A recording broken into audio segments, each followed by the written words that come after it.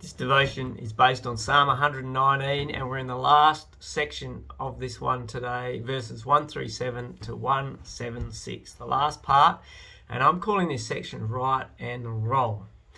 And I'm calling it that because of this whole idea. There is right and there is wrong because God exists. Verse 137, the very first verse says, "You are righteous, Lord, and your laws are right."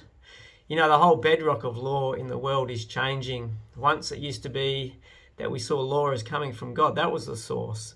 And you think, well, at the very least, could it be for the common good of the people? But now law is about the individual's rights, the individual's needs and wants, and so on.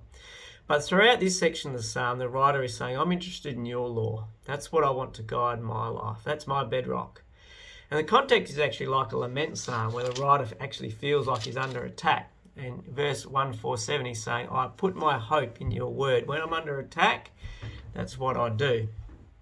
So the question for you is this where your hope is? Is your hope in God's law? Is that your bedrock? Is he your bedrock?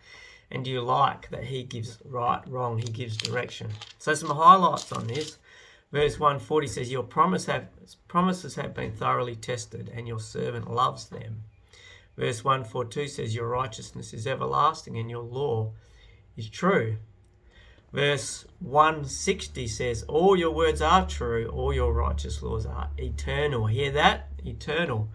161, rulers persecute me without cause, but my heart trembles at your word. And then the final verse in the psalm says this. This is what the individual is saying. I have strayed like a lost sheep. Seek your servant, for I have not forgotten your commands. If only the world would recognize our need to come back to God as the source of law, and then the common good, and then the individual. And then the individual will be better off if we go this way. But enjoy this last section.